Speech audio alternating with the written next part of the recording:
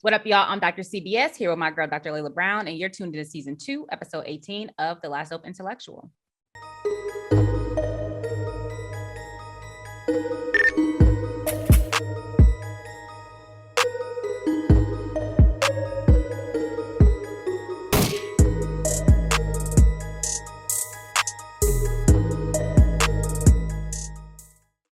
All right, so we don't have any patrons this week, but again, thank you to everybody who has become a patron so far. Pretty soon, you'll have the option to subscribe to our YouTube channel, so look out for that. So we want to shoot the shit about International Women's Day, which is going to drop this year on Tuesday, March 8th. But before we get into our discussion or our conversation, we want to play Jackie Lukman's monologue from By Any Means Necessary, #free by any means necessary. We see what the fuck you doing. The U.S. bullshit, corporate media, and we ain't playing that. So anyways, free Radio Sputnik. But anyway, we're going to play her monologue about International Women's Day from last year. So. And today is International Women's Day, first observed by the United Nations on March 8, 1975. Now, while we in the U.S. like to observe the day and the accompanying Women's History Month as a sort of generic catch-all for all the amazing things women have done to contribute to the development of this country, the origins of honoring women's contributions came out of the labor struggles in the 1900s.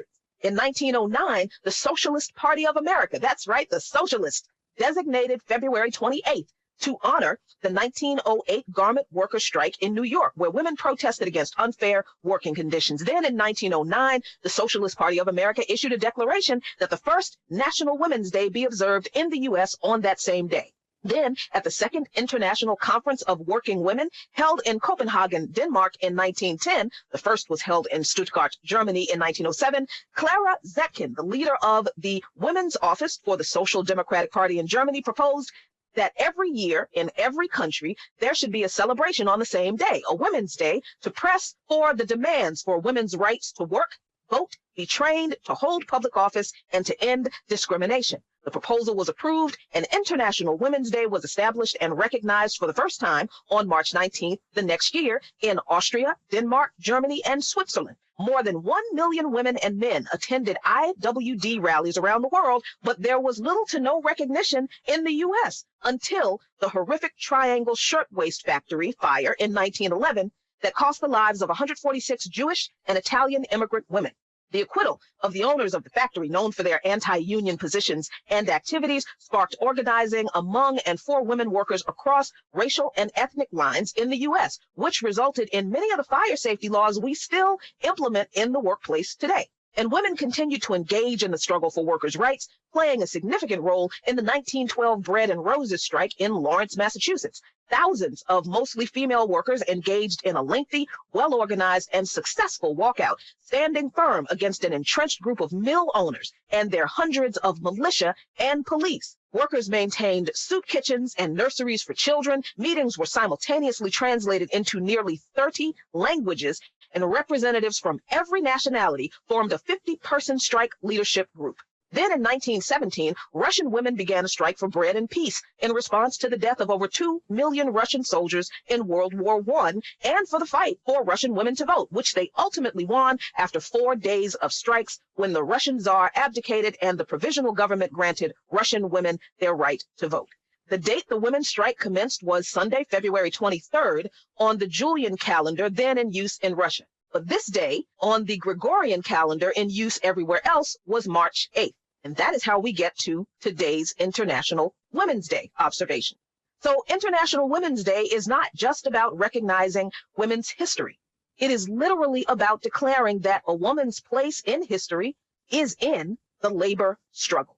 Follow Lukman Nation on patreon.com/Lukman Nation for lots of great content. All right, y'all. So Jackie gave us a good rundown of how International Women's Day is rooted in struggle, labor struggle in particular. And then one more point to add, which goes back to her initial critique, was that International Women's Day began to be celebrated for the first time by the United Nations in 1975. In December 1977, the General Assembly adopted a resolution proclaiming a United Nations Day for Women's Rights and International Peace to be observed on any day of the year by member states in accordance with their historical and national traditions. And so we might think about that 1977 moment as being the first step to de-radicalize the labor roots, the radical roots, the workers' roots of International Women's Day, and how we then, again, not unlike Negro History Week and Negro History Month, becoming the commodified first and celebration, you know, as opposed to a commemoration or a deep study of struggle. And the other thing too, for me, is like, it's not women. Like, the origins is poor women, poor, working, highly exploited women who literally were struggling against not only worker exploitation, but like violence, right? And that, in the ways that they were being treated in the workplace. So this wasn't even about like liberation from the home space. They're working because they were immigrant women. They're already working, they're exploited. And then when they die, people are like, so, right? And so that's the other thing too. It's like, it's not only about a focus on women, but what types of women do we focus on? And beyond just that sort of identitarian category, what are they doing? Why do we need to focus on them? Like, what attention were they attempting to draw to their like material conditions and their political and social realities? So I think that is really important as well, that when we do, even when we center, or even when we shine light on, it's always a particular class, right? Like, I don't give a fuck about Kamala Harris. I don't care about Amanda Gorman. Like, I don't care about none of those people. Like, I want to know about people's whose name I don't even know, because they working. And so in Women's History Month, like, what they doing? What do they care about? How can we organize for those needs, right? That's I think what should be as you were saying, to the extent that we have these moments of reflection, whether it's a day or a week or a month, perhaps that can be the focus. Yeah, I think to that point, like the tradition, like I was saying, we're not commemorating any kind of labor. We always say we don't learn like Black history, but we really don't learn labor history, which is not separate of Black history at all. When we say we don't learn history about women, again, that's not like labor and women history are not like, you know, diametrically opposed categories or anything like that. So it is interesting how all of these days, but particularly on this one, like the issue of women and labor is completely divorced. Like, the labor part is just divorced from the conversation. And the best you do get is just like maternity leave. Like, that's the best part of the conversation you might get. And even that just reduces it down to whether someone can have children or not. That doesn't deal with the actual day-to-day relationships that women have, particularly poor women have in the labor market. It doesn't deal with disproportionately where women end up having to work, particularly women of color. It doesn't deal with any of those things. It just says, well, you know, you had a child, so you should have a few weeks off. And even if they pass that, we know, since it's still ascribed with this similar logic, that's probably going to be for people who work certain types of jobs, right? Because a lot of those jobs already have maternity leave. I'm talking about higher end jobs. They already have that. Like, you don't even need the state to pass a law for that. They already have it. So it's just interesting how, like, when we're talking about women, we're not really talking about women. Like, we're talking about a very particular type of women. We're talking about white women. We're talking about, even when we're talking about Black women, we're talking about more affluent Black women. We're not talking about the women who work at Amazon. We're not talking about them. And I mean, like, the bottom floor at Amazon. Like, we're not talking about those people. You know, we're not talking about bus drivers. You know, we're just not. And some people will lift those folks up to fetishize it a little bit. Like, we need to bring these people in, but this isn't about like an inclusion type of thing. Like, you know, we just need to include everybody in the conversation. It's like, no, the labor is actually related particularly to these people, and we have to deal with that. And it just doesn't tend to translate. I think when I've seen International Women's Day pop up, it's usually just online. It's for one day, and it's a bunch of people just posting it. Instagram will probably give you some kind of graphic to post. People post that. They post pictures of folks, and then that's it. And the tie to labor, I if I didn't know what I know, I would never get that idea online. Just wouldn't. You know, I also think even this question about maternity leave, though, is the question of the different ways that it's framed in the context. Because, the way you said it in the U.S. is like, because you had a baby, you deserve some time off, but I'm thinking about the conversations around maternity leave. And one of the reasons why under the Bolivarian Revolution, Venezuela expanded maternity leave, it wasn't just because there was a belief that women deserve time off, but it was about, if we're building a particular political project, we understand that we have a collective responsibility to care for children, and that there are certain people who by virtue of whatever the conditions are, have access to those children, proximity to those children, and that there's work that needs to be done there. And that's a part, and like all of that was a part of the logic of the continuation. So like obviously, and also that childcare is labor, right? So like not just that you deserve a break from the other job that you do, but that you are actually being paid to do a different type of labor that is still in service of society and the revolution, right? So like all of these things get under the sort of Western capitalist framework get framed in these kind of very individualist ways, whereas I think there are ways to have very explicit political conversations around all these things that we, in our current context, it gets obscured, right? So that's just something that came up for me in thinking about the question. That's a good distinction. Yeah, they should really just be care worker or caretaker leave, because I'm not a mom. I want some fucking time off, but it's not just because I want some time off, but also like I might be the primary caregiver, right? If somebody, I might be helping my sister or my friend or my aunt or whatever take care of the child. And so I think that paternity leave is supposed to be an expansion of that, but it's also still framed through like the nuclear family, right? That it's the mom or the dad. It's not about, and then that doesn't even count for like other types of care work. What if you have to take care of a sick parent or a grandparent, right? And so it's like, if that's just expanded to like care work, which would redound to women overall, because women do the overwhelming majority of reproductive labor and care work. Like, so, you know what I mean? And so I think when we understand struggle and we understand that the origins of something like International Women's Day, we can think more expansively about something like even a maternity leave, which is like, yes, an objective good, but also the way that it's limiting, especially because it's codified through sort of bourgeois organization of the family and of society.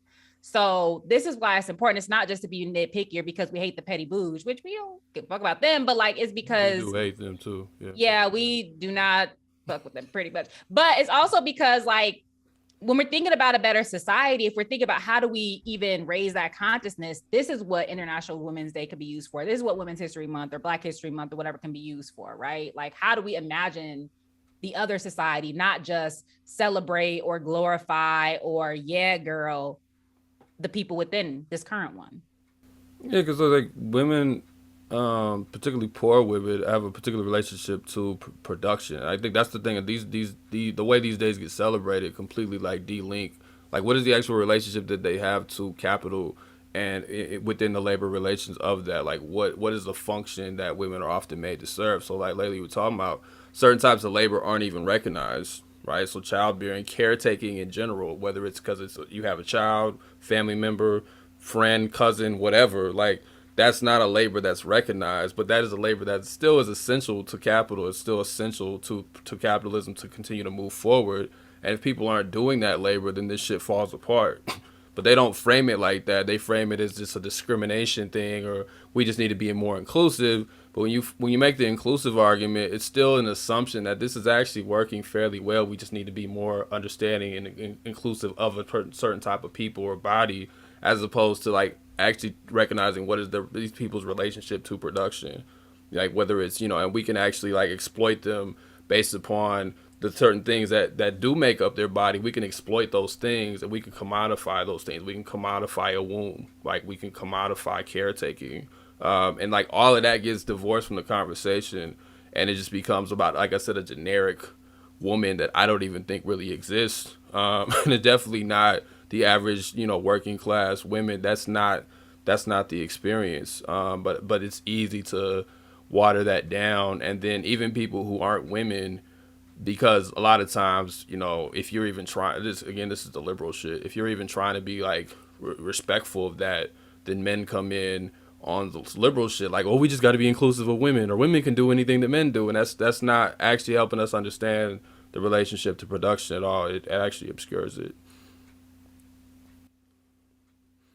you know, the other thing too about that is like, again, if we think about it as like care work, there's also feminized forms of labor that men perform, especially colonized men, because we understand how coloniality operates, right? And then even thinking about Joy James's concept of like the captive maternal, right? Like, so it's also like when people, and I don't know if these are the, like when we hear these gender conversations, again, when they're rooted in labor, when they're rooted in class struggle, it's just a different type of conversation. And it's not to say that other conversations are not conversations about other aspects of gender and sexuality are not important, but like this matters too. And when we think expansively in this way about exploitation and class struggle, we can bring all of this into the conversation. And if we don't, then we might overlook how other struggles around a descriptive category might reinscribe the system that we're trying to like combat, you know? Mic drop.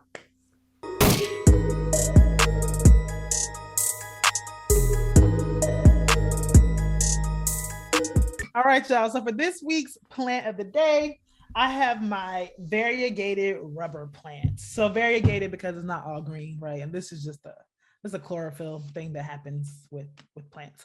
But this is otherwise known as the Ficus elastica.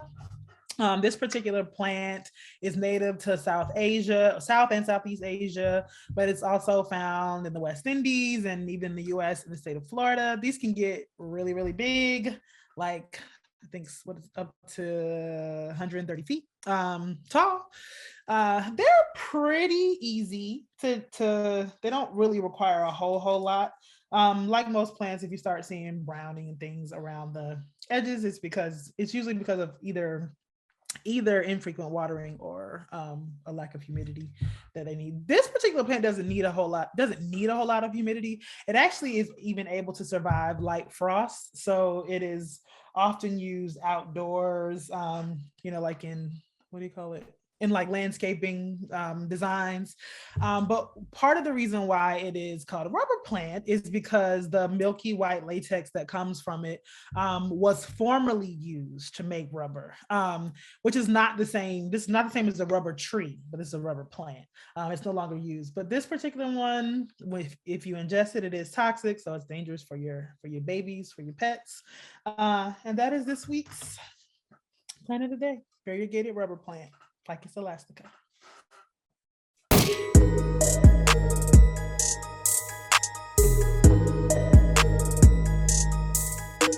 All right, everyone. So we are so happy to have Dr. Stephanie Y. Evans here to continue our month-long concentration, our focus on Black women.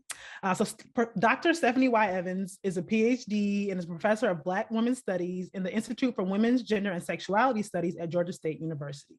She served as a department chair for 12 years at Georgia State University, Clark Atlanta University, and University of Florida.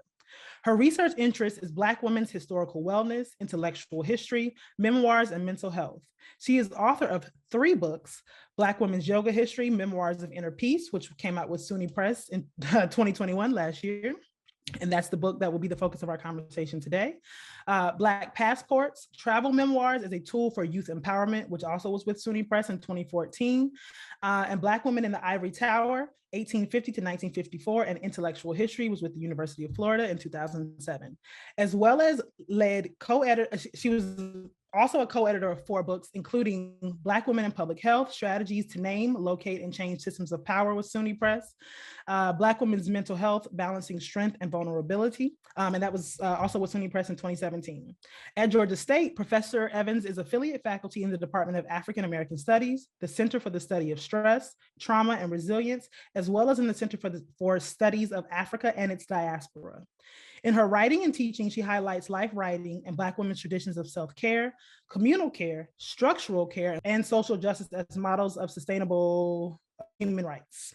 And her full profile can be found online at professorevans.net. So please join us in welcoming Dr. Stephanie Evans. Welcome, Dr. Evans. Hey, Last Dope.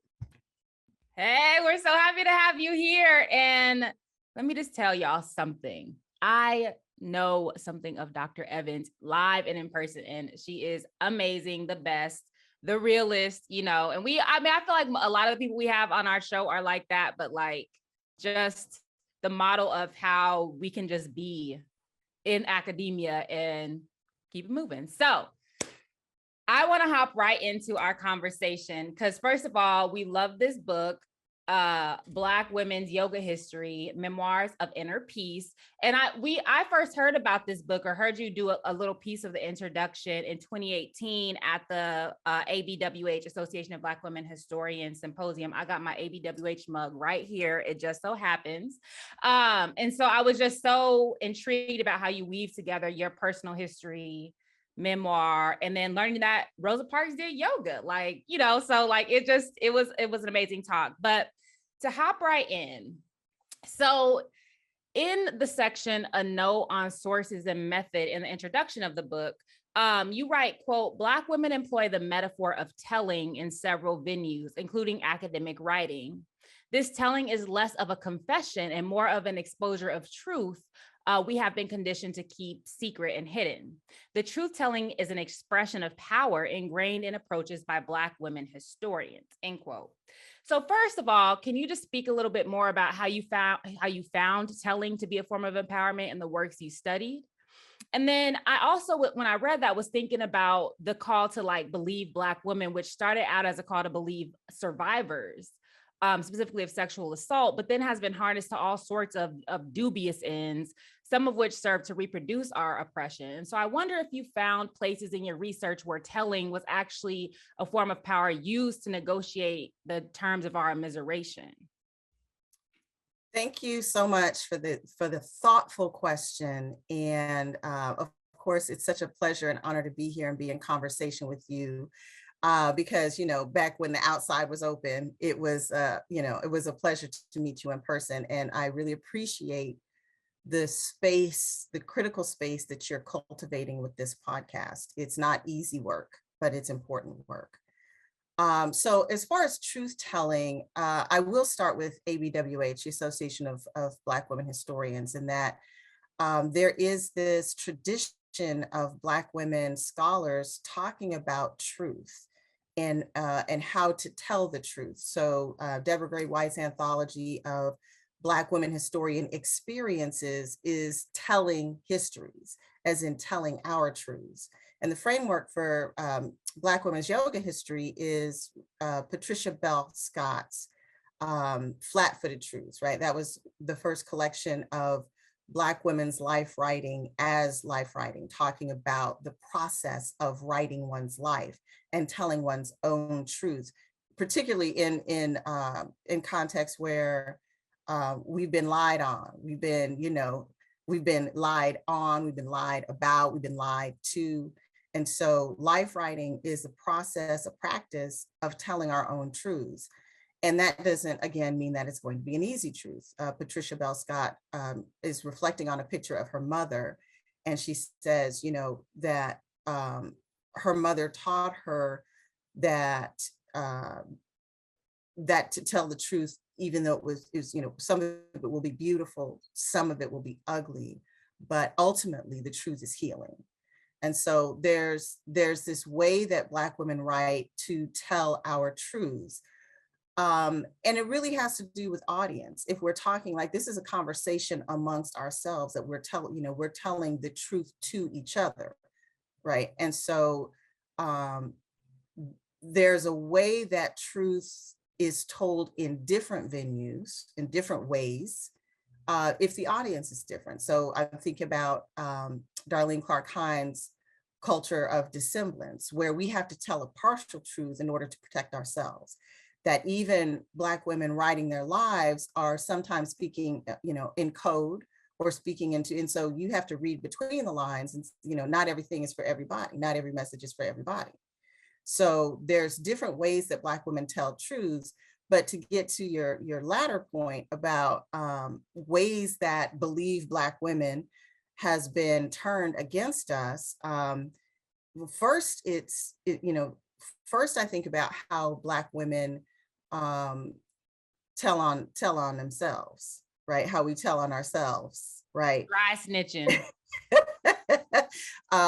Because it's not, when I say believe Black women, or when we say believe Black women, is women plural. It's not one woman, it's not one representative. And so there are people who are in place, who are putting themselves in place, who are put in place to represent Black women, when in fact, they're not representing the community, right, or communal interests. And so that's kind of how I think about truth telling. And I have more to say on that, but maybe I'll say it a little later. Yeah, I mean, so part of what I'm just thinking about the ashy ass truths, right? And that's what I think about when I think about like a Candace Owens or even a Kamala Harris. Like they're the ashy ass truth. It's not to say that they're any less true, because they are Black women, but it's like, who does truth telling serve, right? And who does, and who's, even within the context of Black women, like whose truths count, right? So that's part of what I'm thinking about, and I appreciate your answer. Yeah, well, I mean, but see, here's the thing. I have trust issues. I don't trust anyone. And I don't trust anyone to tell the whole truth. So, you know, there are representatives who are representing, and there's a spectrum. It's easy to say Black or white, or, you know, what's going on, but there are people who, like I said, who are put in place, who will, for example, put policing over people, right? And it really is a fine line, a spectrum, because I'm thinking, let's say, about the co-signers of the Harvard letter,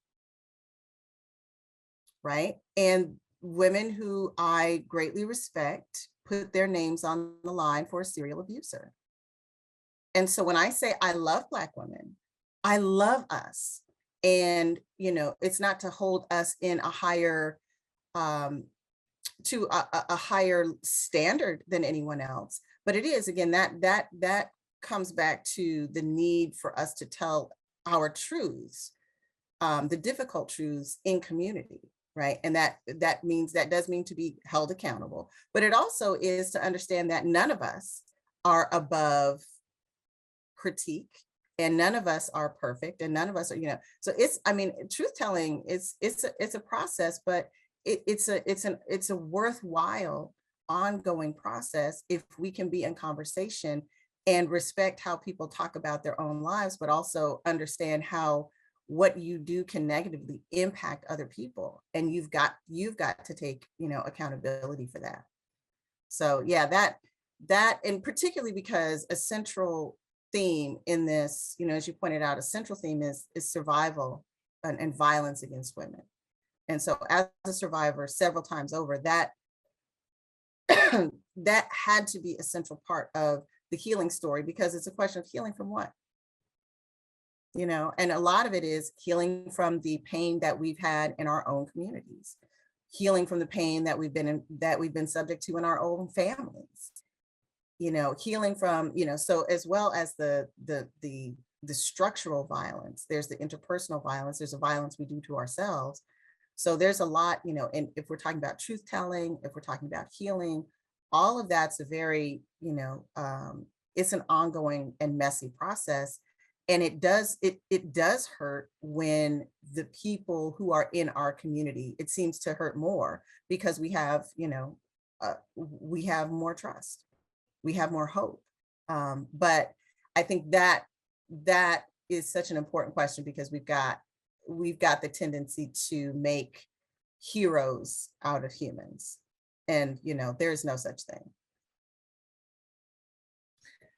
Yeah, I mean, you know, this particular work, your other work, but this work in particular really spoke to me in a lot of ways, because for me as a person, I struggled with a relationship to yoga for a very long time. And my mentor, who we're also going to have on the show, she had been trying to convince me for years, from undergrad through grad school, to get involved in yoga. And it was not actually until my mother passed away and I had to think deeply about she passed away from lupus, and think about my own sort of breathing practices and thinking about stress and holding, that made me start to think about yoga as a practice for, for myself. But one of the things about yoga that I kind of struggled with as it was presented to me was that it always felt like such an individualist type of practice, right? And so one of the things that I really appreciate about Black women's yoga history is the way I think you try to move between both the particularities of these women's experiences and try to draw sort of connections to have a kind of collective reading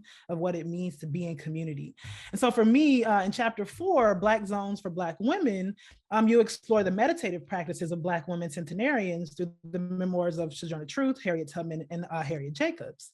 You say that, quote, each author details her quest in compelling ways, and together their narratives reflect a sample of the will for sustainable peace and freedom, both for themselves and others. And so I wanted to ask you to talk a little bit more about how these women's accounts of their own meditative practices help us to cultivate notions of a peace beyond sort of liberal notions of the self. And how do you in particular, and how can we understand meditative practice as a praxis of freedom and liberation? Excellent. Yes. First, I'm so sorry for the loss of your mother. And those are the types of, when we talk about trauma and healing, there's the kind of explicit systemic issues that happen, but there's also the issues of, healing from just regular old human trauma, like just regular old like loss and grief. And how these things just by virtue of us being human.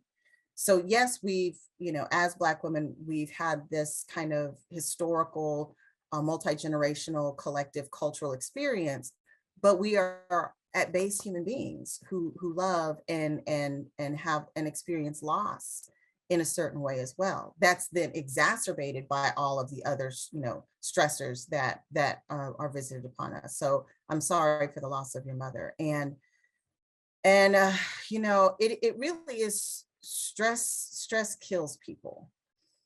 And this work is about that recovery process in a way that is deeply individual, but not only individual. And so the self-care that I'm talking about is a recovery of historical traditions that is, grounded in the work specifically of Billie Avery.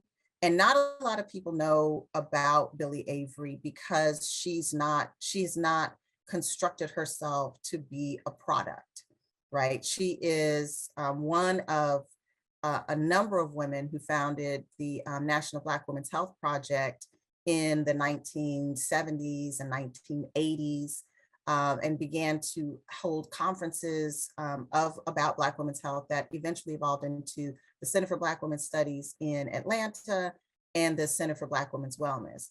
And so the tradition of self-care for Black women that this book is shaped in is really about understanding the right, like, Sonia Sanchez says, peace is a human right.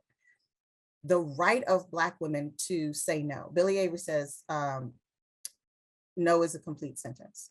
And she, through great lengths explains how as a mother, as a sister, as a daughter, as an auntie, as whatever, like you have a right and a responsibility to say no, because Black women hold a certain position in the family and the community where we are, required to do everything for everybody. We can't say no. That's why you get all the soul food movies and all the movies that start with Big Mama and what's wrong with Big Mama, y'all, oh, I'm gonna miss Big Mama, but Big Mama dead. We killed you, why? Because you killed her, because she had to cook every Sunday and she, and nobody did anything else. And anytime grown people had a problem, they go to big, and so at base, it's really important for Black women to say no, important for Black women to take care of ourselves so that we can have a healthy relationship with community. I'll also say that I think about self-care in terms of, related to Billy Avery, in terms of a speech that Angela Davis gave at Bennett College in 1987 called Sick and Tired of Being Sick and Tired, in a direct reference to Fannie Lou Hamer, right? And where she says, physical, mental, and spiritual health is always connected to social, economic, and political liberation. And so if we think about the individual as part of the collective, that, it shouldn't be required to sacrifice yourself in order to create a healthy community, but there is no possibility to have a whole and complete self if you're not working in community. And so I think about, in my classes, I teach social location, micro, meso, macro, global, the individual, the communal, the national, and the international. And in the yoga narratives, we see how important it was for people like Eartha Kitt and Tina Turner to break generational issues that they had. They both had issues with their mother. They were both abandoned by their mother. They were both children of not what we call non-mothering mothers, right? And so they had to construct themselves as individuals outside of that toxic family history. And that was very necessary for them. And yoga played a part in that. For the communal self, like the Delaney sisters, thinking about how they started doing yoga in their 60s because their mother, who was 80, started, they said mama started hunching over. So we used to, see, we had this exercise show on the TV that we all used to get up Monday through Friday and start doing exercises to straighten mama out. So their relationship to yoga was a direct relationship to their family care. National self, the Rosa Parks in the civil rights movement, what this taught me about Rosa Parks was that, it wasn't just about her individual health, but as a result of working, working in the struggle and civil rights movement, she had a lot of health issues. She had an ulcer, she had heart issues. As a result of, the harassment, she was, having to move out of the South because of her activism. And, the threats on her life, the threats on her family's life, the threat to her livelihood. And so she did yoga to heal from that trauma. But then she also was teaching yoga. And this is what blew my mind, that I first learned of it, of Rosa Parks doing yoga in her nieces and nephews. 11 of her nieces and nephews got together and wrote a memoir, like a collective memoir of the lessons they've learned. And they said, Auntie Rosa used to come with us to yoga class. And I was like, Rosa Parks, like Rosa Parks used to come with us. She used to answer the door in yoga pants. I was like, no. So that's where, that's what drove me to the Library of Congress. And those pictures were already there.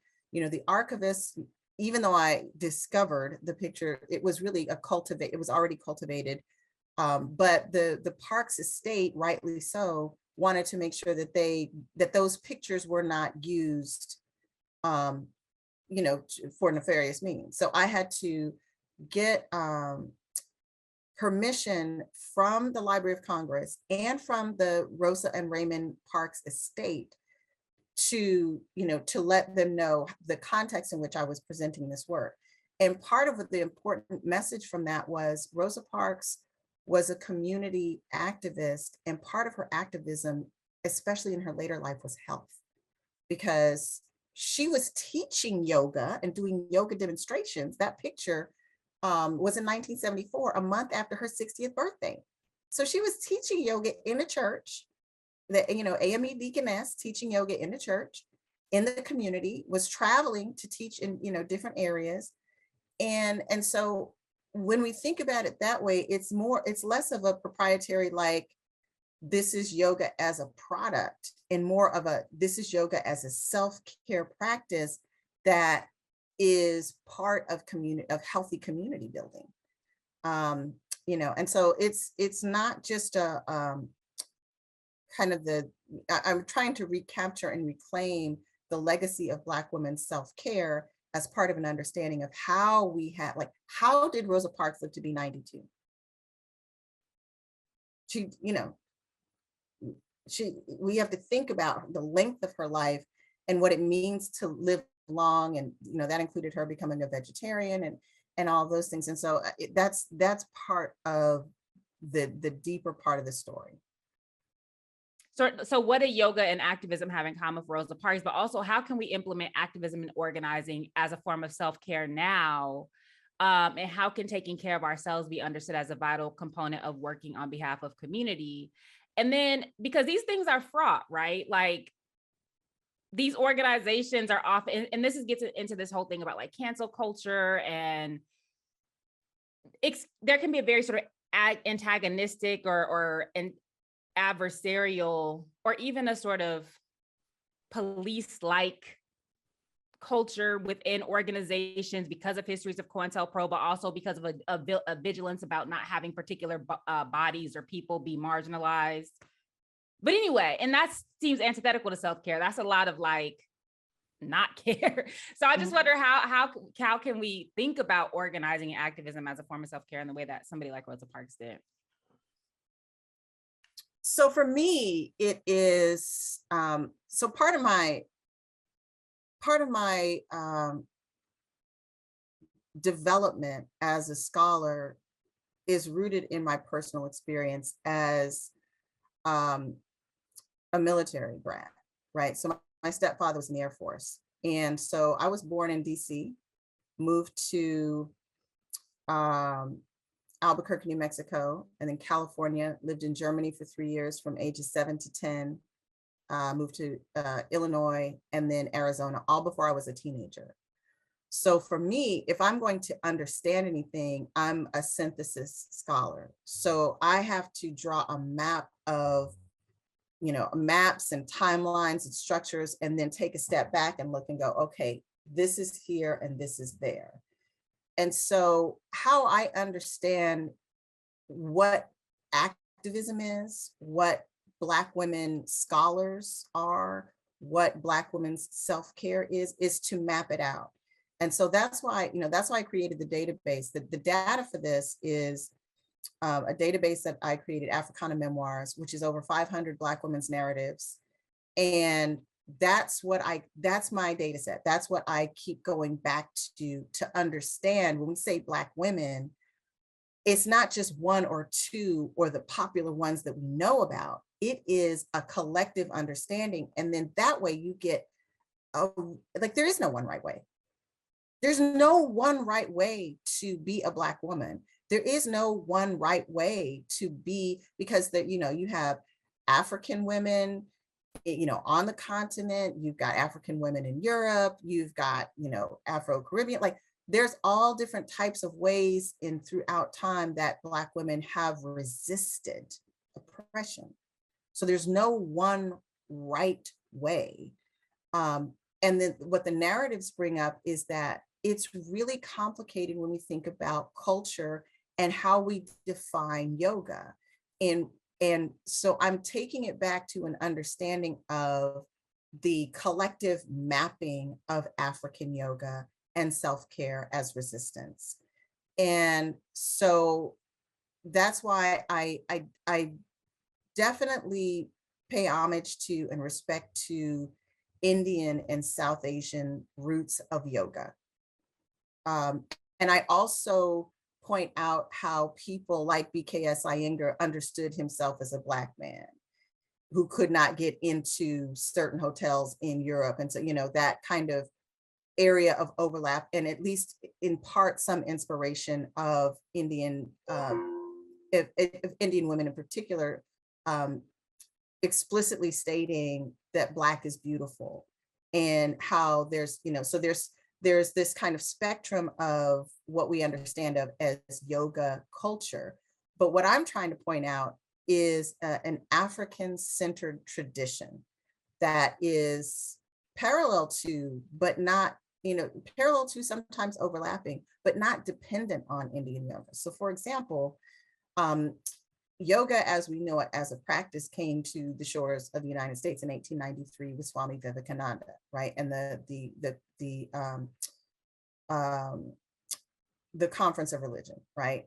But if we're talking about yoga and meditation, mindfulness, spirituality, physical asanas, and we look at Harriet Jacobs' memoir that she published in 1861 about her health practices when she was in her grandmother's attic hiding for 7 years.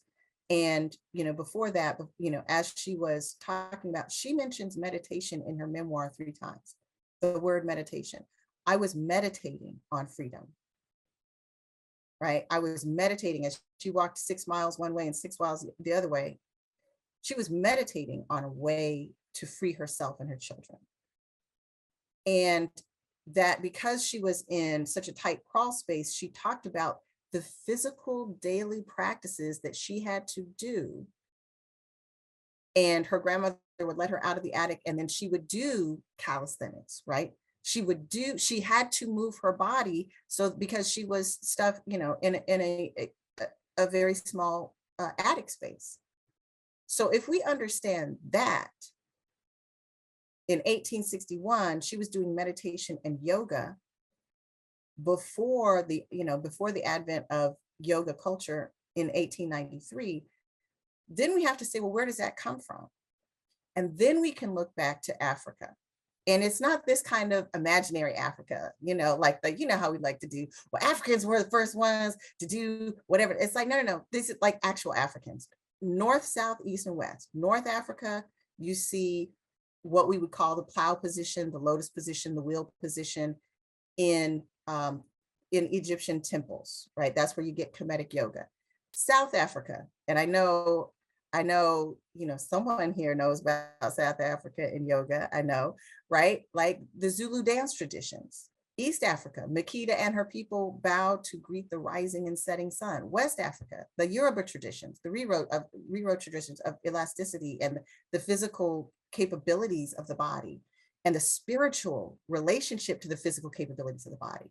So not imaginary Africa, but Africa as a continent has a whole history of yogic practices that we can then help us to inform how Black people move that is not dependent on, calisthenics and the whatever, right? So it's understanding, kind of mapping out all of the different paths and ways that African people throughout time and place have understood their, relationship to the world. And then we can help kind of use that as a model to how we relate to each other.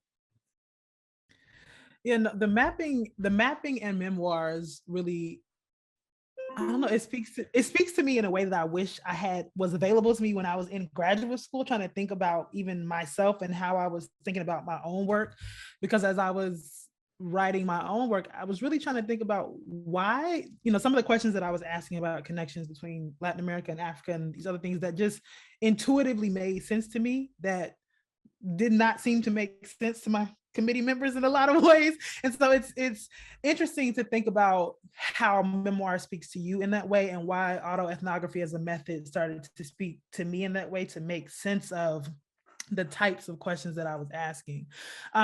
So yeah, I appreciate that, thinking through that. But I'm also sort of thinking about some, part of the work that you do is sort of intellectual history, and you push us towards the end to begin thinking about what you're offering to us as a philosophy of Africana yoga. And you construct this philosophy in part by demonstrating how Adinkra-based philosophical concepts are in line with sort of many classic, which in classic read largely South Asian traditions, and how we're able to witness this through Black women's own accounting of their yogic practices. So I wanted to ask you to talk a little bit more about, one, like why you think it's important to have an understanding of yoga that is grounded in African ontologies, epistemologies, axiologies. And also you've already kind of spoken to this, and so maybe you can add a little bit more, but I know as folks of African descent in the diaspora, when we think about Africa, it's typically, through Sankofa, we have a limited understanding of sort of Adinkra or Akan practices, and then we think about sort of Kemetic practices. And so it's pretty much West and West Africa and Egypt, right? That allows us to think about ourselves, in a concrete way. But I was really happy to hear you talk more about it, a sort of entire continental way of relating to these practices that have been engaged in over time. So I wanted to hear you talk a little bit more about that particular connection, and to ask if there were other sort of philosophical concepts of other parts of the continent or even other places in the diaspora that help inform how you're thinking about Africana yoga and the philosophy of Africana yoga. So, yeah, I have always been a geek and like running around in my head. Like I have always been fascinated, I've been a daydreamer. And so I came to intellectual history. And so the first book, Black Woman in the Ivory Tower, an intellectual history, came from my dissertation where I was asking questions about how African-American women understood the relationship between higher education and community. So I started college, I was a first generation adult reentry student. I didn't start college till I was 25. And so I took a couple classes, then I took my first Black studies class and my head went, my first women's studies class, my head went, and I was like, I just want to study Black women because as a Black woman, like I was taught nothing about this and this is what I want to dedicate my life to. And so it all started by reading Anna Julia Cooper's On the Higher Education of Women, an essay she wrote in 1890, and her A Voice from the South by a Black woman of the South. And people forget that by a Black woman of the South part, right? A voice from the South, right? Anna Julia Cooper was the one that helped me understand that it was possible to live as a Black woman intellectual, because I hadn't heard of such a thing. And so that journey really took me to, I wanted to understand because I felt most at home, not only when I was thinking, but I took a couple service learning classes and I said, applied education, not just ideas of education, but how you engage community. But all of the theories that I was introduced to were, John Dewey and David Kolb, and, how we as experts in the institution will go out and help the poor community. And I was like, but I'm part of the community that y'all purport to be helping, and we know some stuff. And so that's how I wound up asking about Black women's writing, Black women educators writing about the relationship. And not that there wasn't some classism or elitism or, uplift mentality there, but at least there was an assumption, in the four women that I looked at, Fannie Jackson Coppin, Anna Julia Cooper, Mary McLeod Bethune, and Septima Clark, this timeline of Black women educators who understood a different relationship to the community than the others I'd been introduced to. So that's a long way of saying that that's how my interest in Black women's life writing began, because I wanted to understand ideas and how to apply those ideas from a standpoint that reflected more of my lived experience. And so that's how, intellectual history, I identified myself in what was one of the first books on Black women's intellectual history as such, even though there's often a lack of citation. That I understood what it was to be a philosopher, right? A lover of wisdom. And I started out at St. John's College in Santa Fe, New Mexico. The great books where we read Homer and Aeschylus, and we did Euclidean math and Plato and Sophocles, and it was, and all the Greeks and the great works. And there was reference, I was reading Thucydides, the Peloponnesian War, and Herodotus, their histories, and I was like, oh, there's reference to, there's Africans in here. Can we talk about the Africans? No, they're like, that's prehistory. What the hell is prehistory? What's before history but more history, right? And so that became, when I transferred from St. John's to Cal State Long Beach, that became and then started taking Black studies class and women's studies class. That became my understanding of, there is a complete erasure of African knowledge bases and understanding in everything. everything that we do, you know, harkens back to Greek and Roman history and all this, with a complete, or Asian history, Chinese history, you know, with a complete erasure of Africa. And so everything that I do is rooted in an understanding of African thought, right? And so when you say ontologies, epistemologies, axiologies, like basic human questions, who am I? What do I know? And what should I do? Comes from a searching, you know, for understanding of African roots of knowledge. And so, you know, it just bothers me that they call it the Socratic method, when in fact it's the Maketic method, right? Makeda went to Solomon to ask, you know, to test him on his wisdom. She is the original philosopher, not, anyway, so not Socrates. So that's how I imagine myself as a philosopher, as someone who is a lover of wisdom, who creates understanding. And also because I have a terrible memory, don't tell me about it, as a historian, like I can't remember anything unless I have a mnemonic device. And so that's where so Africana yoga is African centered, it's feminist, womanist, it's regenerative, it's inclusive, and I am very purposeful to include queer and trans women, like as women.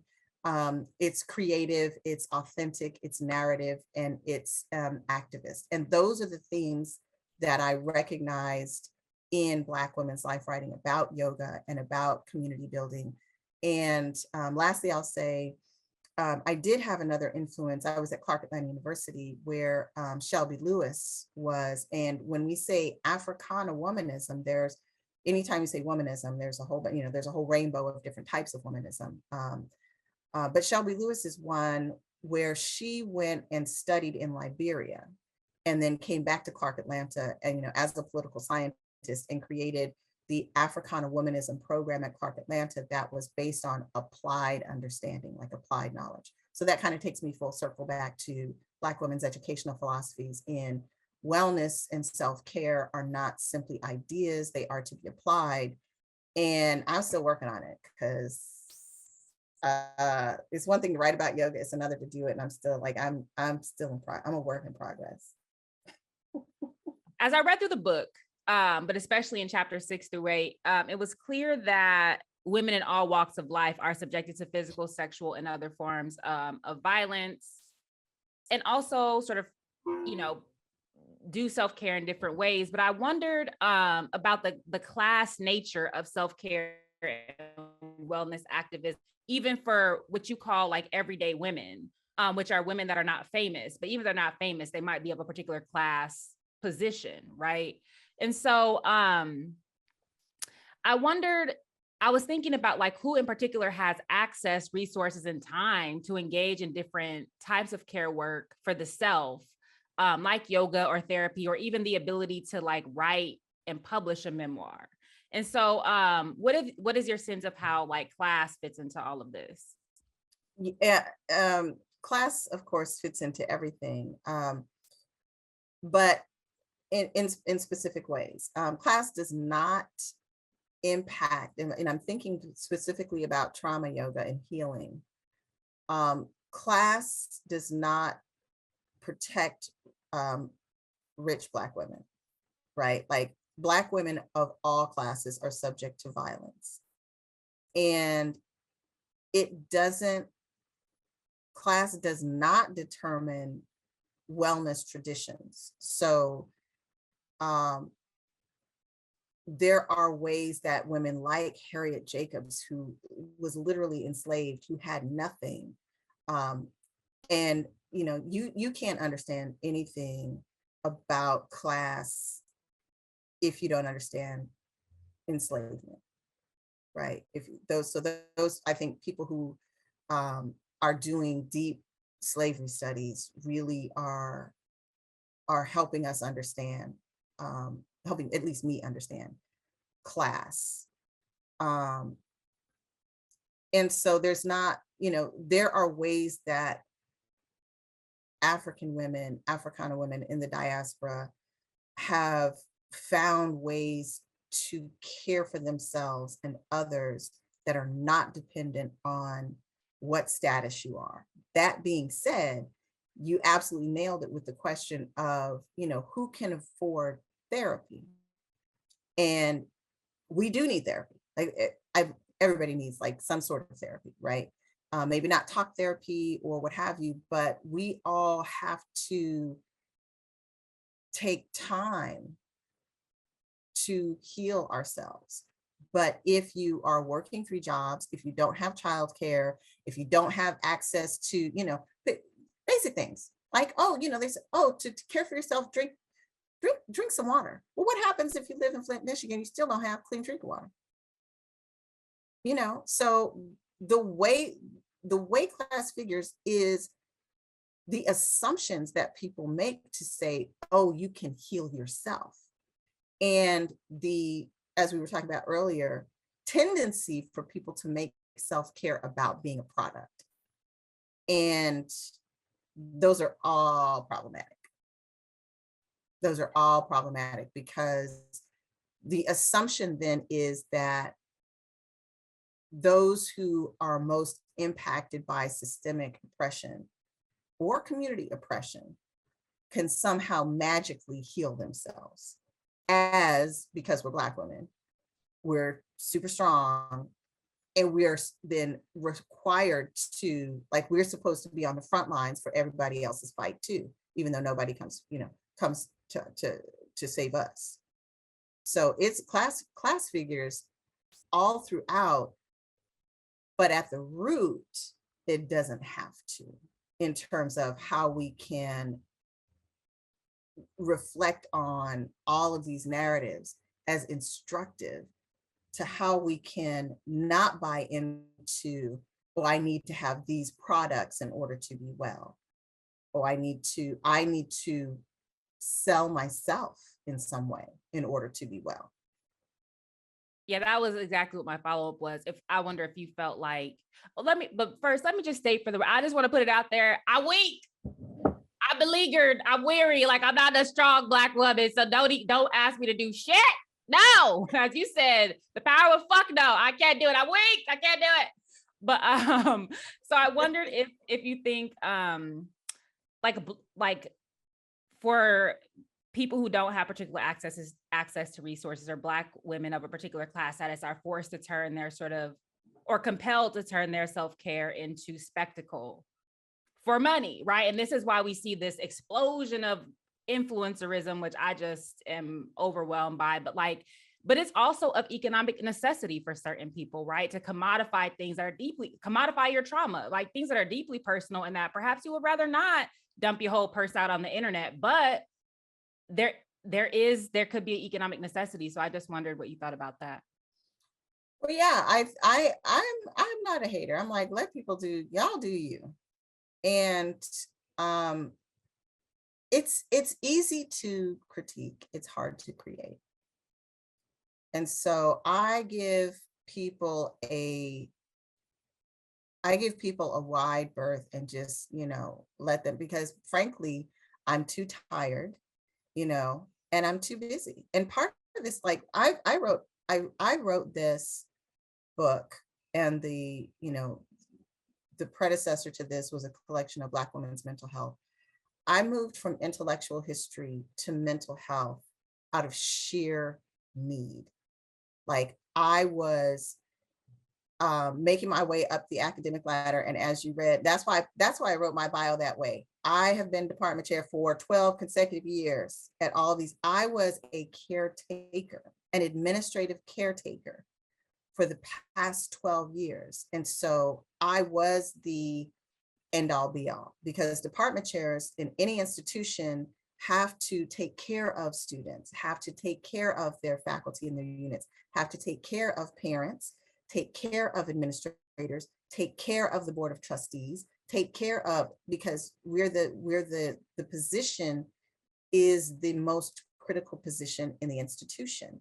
And if you're trying to be human in an inhumane system, and if you're trying to be well in a profession, and and it doesn't matter what type of institution you're at, And this is where Black women in the Ivory Tower really helped me out, right? Because if you're at an elite institution, if you're at a private, small liberal arts institution, if you're at a state school, it really doesn't matter. These institutions, like, higher education is like law, is like healthcare, is like K through 12, it's like any other system that's designed inevitably, like it's going to crush you.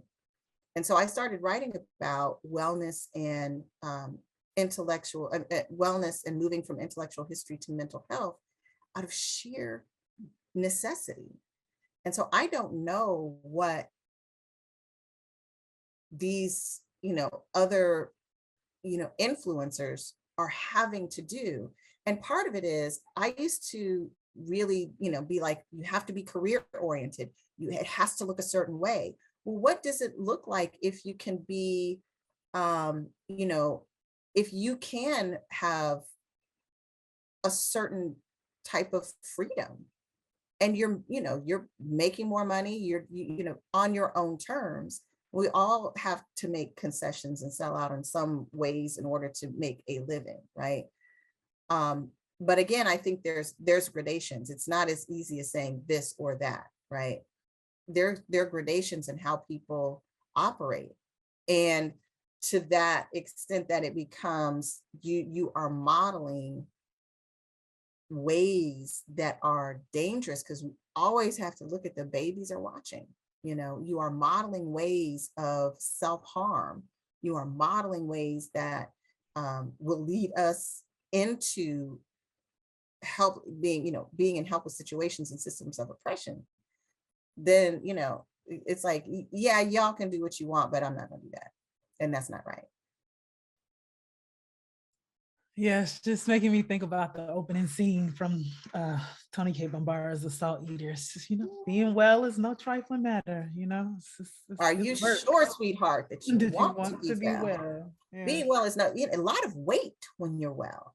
And I love that. And that's why I use that whole that, because the way that she constructs that story, the community healer it's a monologue, but it's only in bits. Like it's the first 6 or 7 chapters where she's saying, are you sure you want to be well? A lot of weight when you're well. Being well is no trifling matter. Are you sure that you want to be well? Because it seems like you're not quite ready to dump the shit. That's the healer saying, you take away some people's problems and you take away their main talking points. So I just want to make sure, don't take offense. I just want to make sure that, because I don't want to waste your time. I don't want you to waste my time.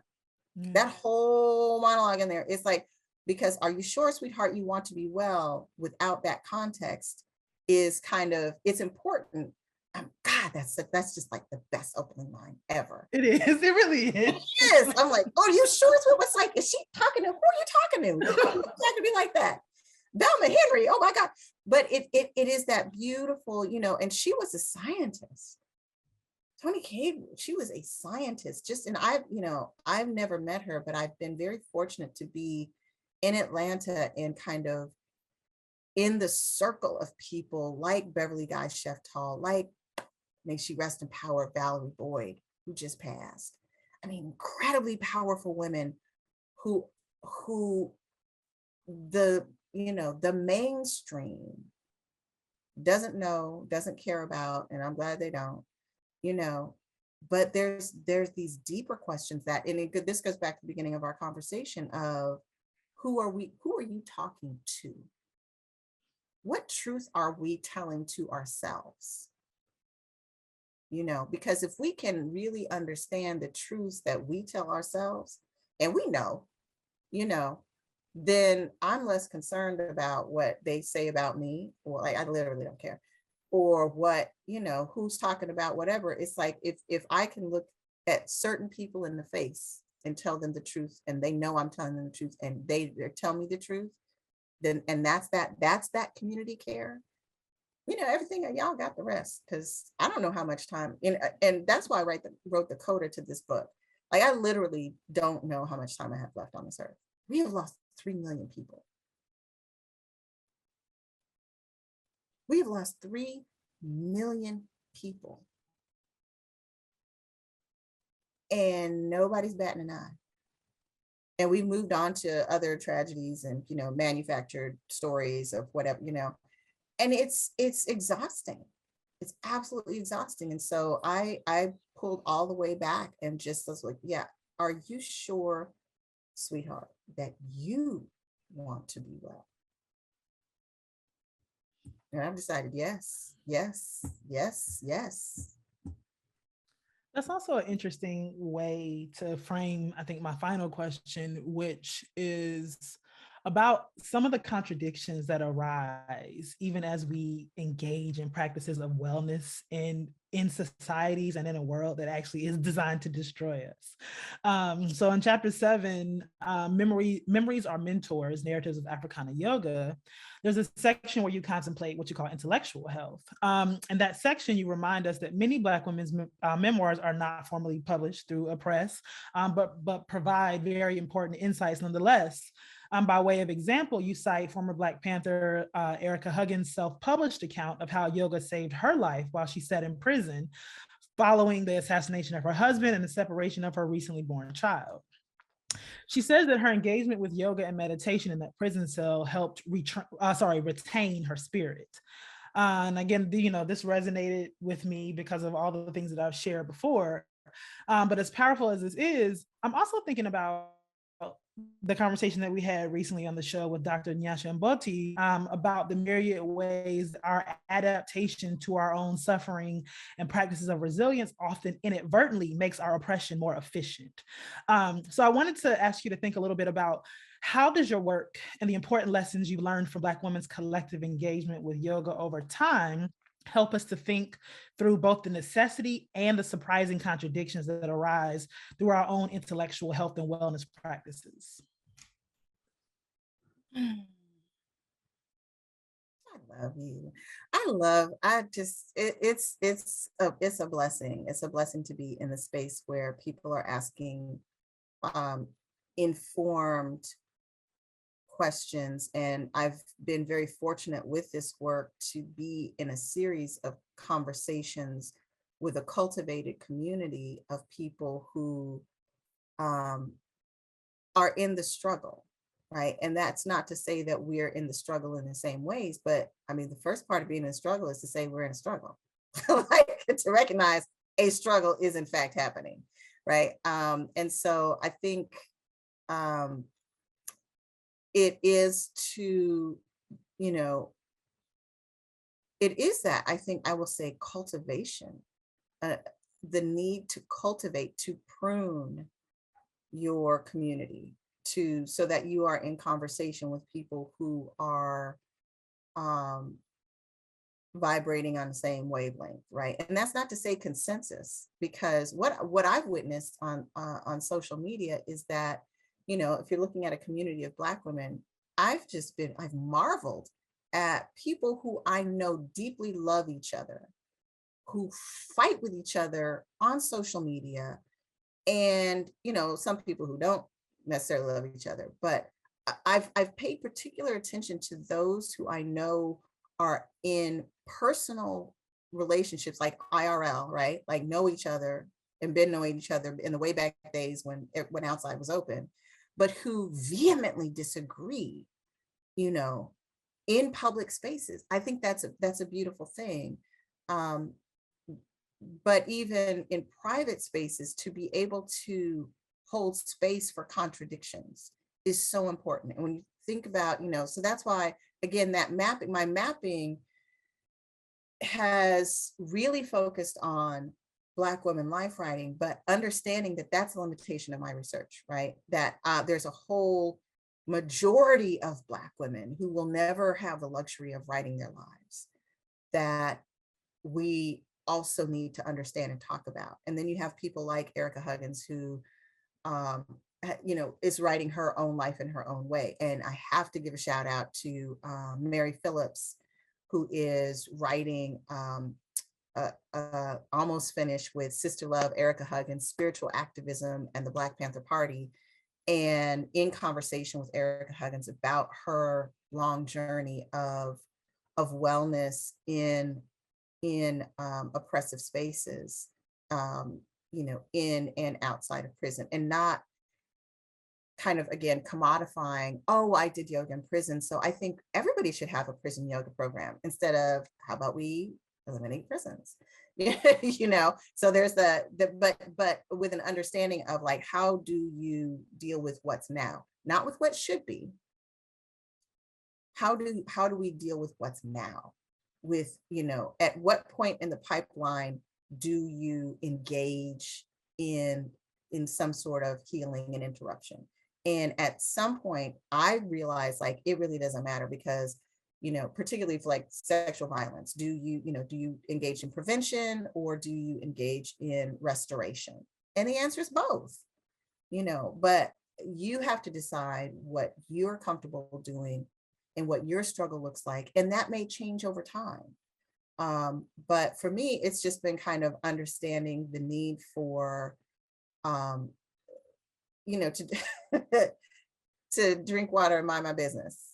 Like, I'm really focused on my work at this point. And like I said, because in a moment where we literally, I mean, as Black women, we've always not known how much time we have left. But what I've decided to do is really focus on doing my work my way, and understanding that some people won't like it, and I don't care. And understanding also that I am doing things that are counterintuitive, that are not productive, that are not as radical as they could or should be. And, I'm okay with that, because I understand that I'm going through things that people don't know or care about. And, I am very certain, I'm convinced, I'm convicted even, that my life matters. And that as long as I'm operating in a way that at least tries to honor the, all life, not just human life, but all life, that it's inherently going to be imperfect, inherently dumb, inherently I'm going to be full of shit, like inherently. There's nothing that I'm going to say like, oh, I have ascended. It's like, I wrote a whole book on yoga, and I was just proud of myself to do yoga this morning. Okay. Like this morning. So yeah, it's inherently contradictory. We're inherently imperfect. Where none of us are doing enough. And at the same time, I'm really okay with the flow that I've gotten in my work, and what I will leave behind. I just want to end by saying I will never write a fucking, I don't want my business, but I'll leave a little breadcrumbs and people could kind of like stitch together what they collect, little aspects. But it's interesting because I'm also quite hostile to what I call the memoir industrial complex, but I do think that you've reframed it in some ways for me, that some people are writing this shit to save their lives. And like, I can hold space for that. I can get with that. I don't necessarily know why they got to make money off of it, but okay, what do I care? I'm not paying for it, so fuck it. So, but you've definitely, thank you so much. Like, you've definitely given me many things to think about, and our audience. And I think this is an important conversation, because we talk about all our radical structural, all our shit, but I don't think that this conversation happens enough. Like, we've had it with Yeli, and Sheila a little bit. I don't know who else, sort of in our conversation with Treva, we don't talk enough about care and like the care it takes to like sustain that work, so I really, really appreciate you being here. Well, I appreciate you, because it can't be either or. Like, everybody has to do everything on some level. Like, part of the reason why like I was so excited to be in this space to talk about the individual, and give you that eye, like, I'm looking at you, yeah, what this look means about, are you taking care of yourself, is because the work that you're doing is so important. You are creating critical conversations that are outside of the mainstream, that are, you know, swimming against the stream in every, like almost every stream, you know, and you're telling a truth, a very serious, critical truth. And, you know, you will not be embraced because of that. You know, like that's just what it is. And so what you're doing is really important. So we have to talk about care, but we have to talk about the larger issues. We have to talk about all of the things that you talk about on this show, you know, because it's critical. Yeah, I'm just gonna echo sentiments and just say this conversation couldn't have come at a better time, I think, for us, for the show, for us personally. And I'm full and I'm happy to have had this conversation today. And you know, I hope that we get to continue to be in conversation. Thank you. Thank you Thank you so so much, much. Dr. Evans.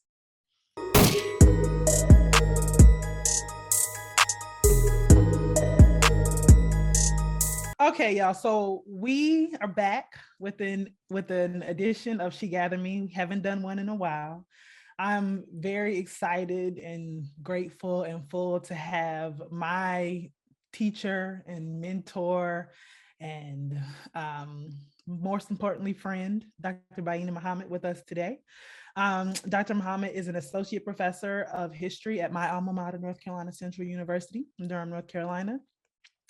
She teaches courses on global Black experiences, Black women's history, and special topics courses that explore race, class, and gender. She's a trained historian with multidisciplinary training in several fields. She completed postgraduate work, earning the autism certificate through the Department of Special Education at East Carolina University, while also completing a year-long fellowship in leadership education and in neurodevelopmental disorders at the Carolina Institute for Developmental Disabilities at UNC Chapel Hill. I don't know if y'all just heard what I said, but this lady who has a PhD and is a tenure professor decided to go back to school after all that to get all these other certificates, to pursue her passion, to think about the intersections of Black people and disabilities and how to advocate for those communities. She is near completing a master's degree in liberal arts at North Carolina State University, concentrating on the intersections of race and disability. She's a disability justice advocate and a mother of 4 sons, 2 of whom have autism and other co-occurring conditions. Dr. Muhammad is the founder of the newly established organization named the North Carolina Black Disabilities Network, which we will talk more about today. The organization is dedicated to centering the needs and improving the experiences of Black people living with disabilities in North Carolina and supporting those who love them. So please join me in welcoming my friend, Baina Muhammad. So, you know, part of She Gathered Me, I mean, I think when I initially introduced this segment, it comes from a quote in Beloved, where, you know, the quote is, "She gathered me, the pieces I am, she gathered them and give them back to me in all the right order," right? And so what I want to think about in our conversation today is the role that Black women have played in helping to gather you to make this process possible in creating the North Carolina Black Disabilities Network. And I think even just a sort of more general conversation about, you know, our relationship to one another in these spaces. And so I wanted to start by just talking about who you are, who we are to each other, and why I've had you here. So how would you describe, you know, our relationship to one another? Multifaceted is, I think, one way to describe our relationship, and ever evolving. So, you know, it initially started with me being your professor when you were in undergrad at North Carolina Central University, double majoring in history and foreign language, Spanish, and traveling the world. And since then, it's evolved into a mentorship that flows both ways, I feel, and certainly a friendship and sisterhood. And in so many ways, you gather me.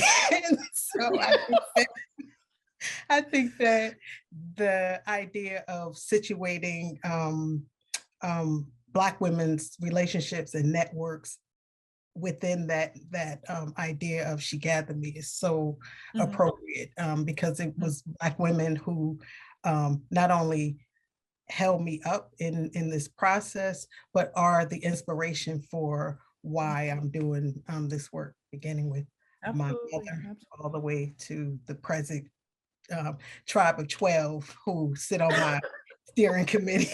Yes. Yeah, no, I mean, you know, definitely I mean, there are many Black women who have modeled that process for me, but I think you are probably the closest model that I follow when I think about how to teach and mentor and relate, and the intentional choices that I make about how to be in community with other Black women. So I just want to say I appreciate that, and I'm still, you know, still learning those lessons and still trying to pay them forward. And I know there are women. You are doing very well in paying it backward, you know, when we think about our relationship. Yeah, for sure. So speaking of paying it backward, so as mentioned in your bio, you are in the throes of developing the North Carolina Black Disabilities Network. So can you tell us what the network is, how it came to be, what you hope it will become, what inspired you to create it? So another way that I like to think of myself is as a freedom dreamer. And so I like to spend time, you know this about me. I do. Imagining a world that does not exist. And so the idea of the network certainly comes out of that concept of freedom dreaming and wanting to have Black people with disabilities in particular, not only seen, but also a part of creating the world that would allow them to be free, self-determining people. And so the establishment of the North Carolina Black Disabilities Network is about that aim. And the goal is to radically transform the social conditions of the individuals with disabilities and their family members, because one thing I recognize as a mother of disabled sons and other family members is that we are in this symbiotic relationship. And so we are interdependent, and the notion that if you just address the needs of the individuals, then that will automatically impact the larger community, and certainly those family members, is not real. And so I want to think in terms of the individuals and their connection with their family members or caregivers. And so when I say we want to radically transform their social conditions, and by that I mean allowing them to determine the resources and supports that they need in order to survive and thrive as whole people living in the state of North Carolina. In my larger radical dream, this is nationwide, but for right now in the state of North Carolina, the aim is to bring attention and amplify the voices of Black disabled populations and their families. And one of the things that I want to, there are several things that I want the network to assist these individuals with in terms of making well-informed decisions about a host of disability-related services, everywhere from education beginning in that pre-K all the way through post-secondary experiences, impacting quality healthcare with equity at the center of that idea, opportunities for independent living, job training and workforce development. And I see the network working as an advocacy arm in terms of informing all of the state agencies that serve the population around a range of policies that relate to those areas that I talked about: health equity, housing, workforce development, education, so on and so forth. And I also envision the network having a research arm where we have scholarship that comes out of the work we do that is centered on the intersection of Blackness and disability, that is also family engaged research. I would like us to have a resource center that is grounded in providing parental support, teen and adult services, leadership training and advocacy, as well as an advisory arm for agencies and partners who serve the population. So broadly, I'm thinking about that. Yeah, no, I mean, one of the things that, I mean, obviously because of our relationship, I have a close relationship with your entire family. But my relationship to you and your sons living with disabilities has really taught me so much about how to engage people living with disabilities as full human beings, right? And I think that unfortunately, that is an experience, or a mindset that most people most of us do actually come into contact with people who are living with disabilities on a regular basis, but it may not always be visible. We may not always know, but learning how to engage with you and your sons has really taught me how to think about, I think, people's humanity in a different way, right? And to be able to see what people have to offer and be able to allow people to think and be, even when based on our sort of neurotypical understandings of human beings, we think that they may or may not have those capacities. So I am appreciative of just how those interpersonal relationships have developed into a particular kind of ethic and a politic, I think, for me, of engaging all people, specifically from what I've learned, through engaging with your sons and you, or in your family.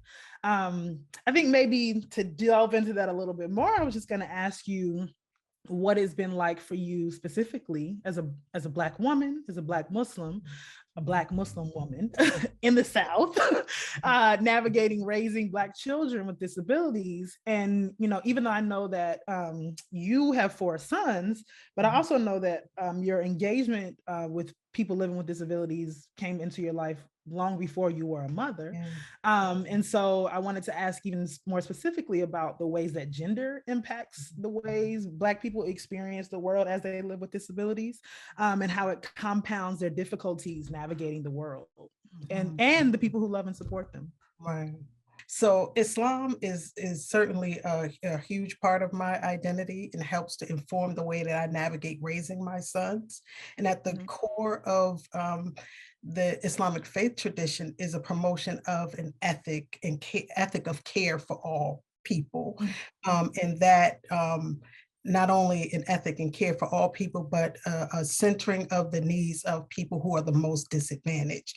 And so in that sense, Islam has to promote justice around those who are disabled because of a multitude of conditions, but also barriers that society creates to make it even more difficult to manage. And so I bring that with me as a mother and as a member of this larger Islamic community. One of the things that I have recognized is, like other Black faith traditions, Black Muslim communities have limited resources, which limits their ability to address disabled members' needs. And I see that there's sometimes this tendency to ignore or to flatten the experiences of community members without considering disability. And part of my aim is to help faith community members and leaders expand that reach, to recognize, like, a recognition of a person with a disability does not mean that you have a diminished view of who they are as human beings. And I think sometimes that racialized experience of being seen as less than impacts the way that we then care for members in our own communities. And sometimes we assume that by at least professing that we are caring for all, we don't recognize what those different needs are, and that can make it more difficult for those members of the community to have full access like others do. So that is also a part of the work. Why I thought it important to establish this this network, like you said, comes out of my experience beginning in childhood with a mother who is an active, integrated community member. And at the time, she was working for North Jersey Developmental Center, which is an institution created to house people with intellectual and developmental disabilities Mhm. operated by the state. And my mother at the time, I mean, she didn't use the language of deinstitutionalization, but she was certainly promoting that in terms of trying to get one girl in particular out of the institution. So Patty Leak was her name. And this was in the 80s. So I was not even a teenager when my mother brought Patty into our home. She would get her on weekend visits just to take her out of that institutionalized setting and be immersed in community. Her primary aim was really to adopt Patty, but we were denied legal rights to adopt her. And so she would spend weekends with us in the home.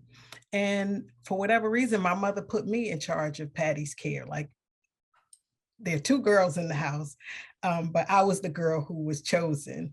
And at the time, I didn't have language to, ask the right questions or to articulate what I was seeing.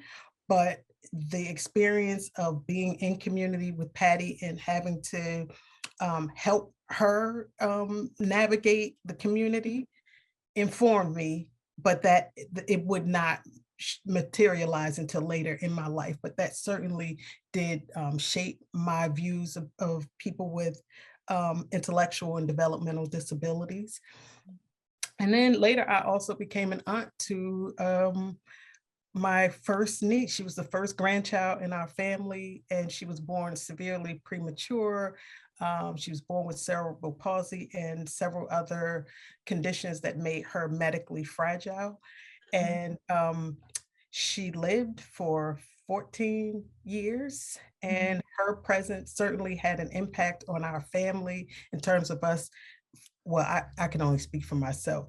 Watching my brother and her mother navigate all of the systems that feed into the services that Wakila needed, including health and housing and education and all of those things, and seeing how their struggle to get people to recognize Wakila's value as a human being, and recognizing the ways that the racialized caste system does not allow Black people to have full access and to be treated in a particular way, certainly did inform me when it came to my first son being diagnosed with autism, and then later some other conditions. All of those experiences fed into what I was seeing and trying to navigate. And I think you and we've talked about this before, where I describe it as like a web of services that is difficult for Black people to kind of navigate and manage. And I wanted to do something to disrupt that, so that we get access, but also improve care when we do access these systems that are supposed to support us.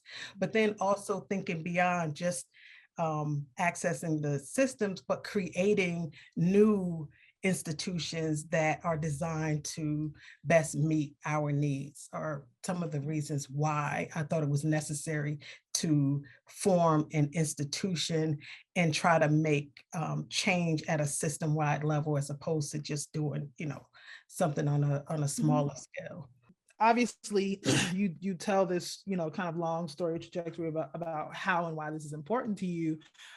But that also didn't necessarily mean that you had to do this work of building this network, right? And making the decision to go back to school when you are already quite highly educated, quite highly credentialed, qualified. And so I know that, we met in 2007 now? Yeah, 2007.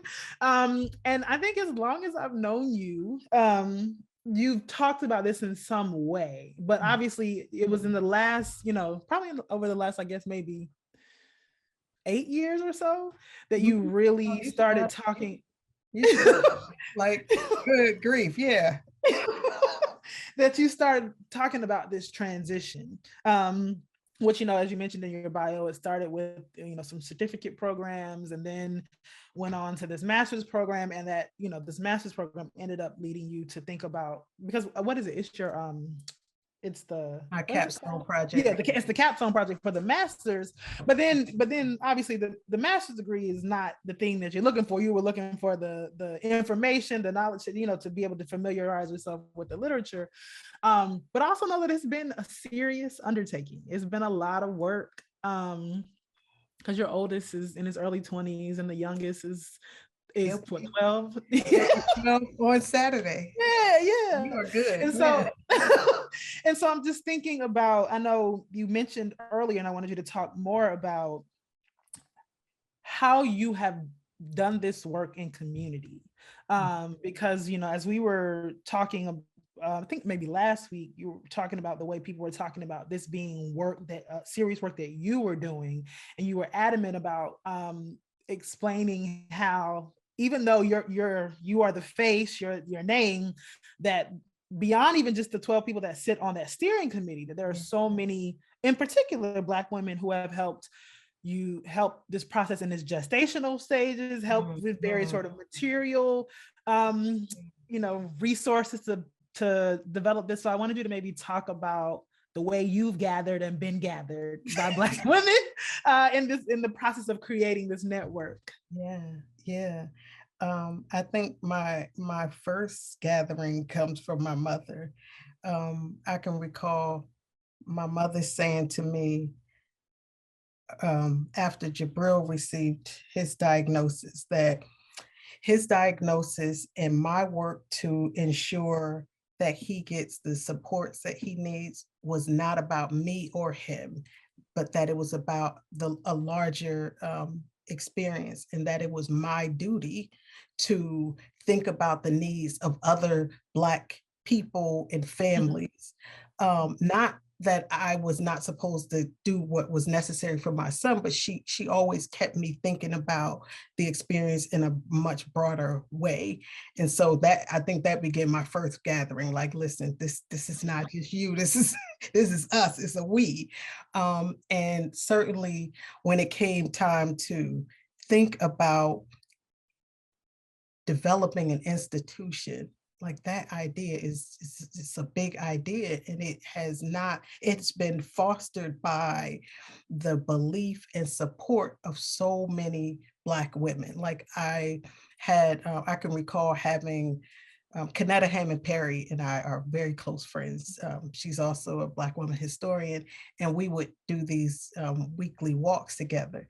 And in our walking, we would talk about my visioning for this and why I decided to go back to school. And unlike you and several other people, the question was, oh, why do you need to go back to school, Wayne? And you don't need school to do what you want to do. But I felt that more academic training coupled with my lived experience would only benefit me and give me the time needed to really flesh out, these connections and think about the way that I wanted the organization to function.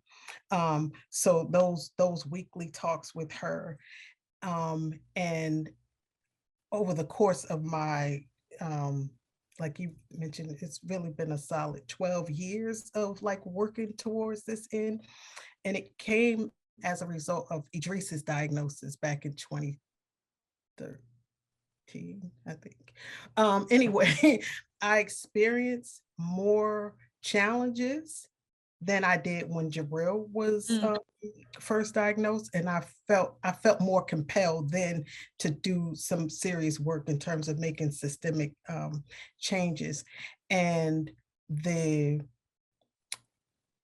it came time to work on the capstone project, the ability to just kind of think through ideas in conversations with groups of Black women has certainly been helpful. But the most helpful over these past 10 months, I would give to you in terms of making me set aside time every week to account for progress, answering questions that are important to structuring the conference, and then focusing on those smaller details that freedom dreamers like me don't consider.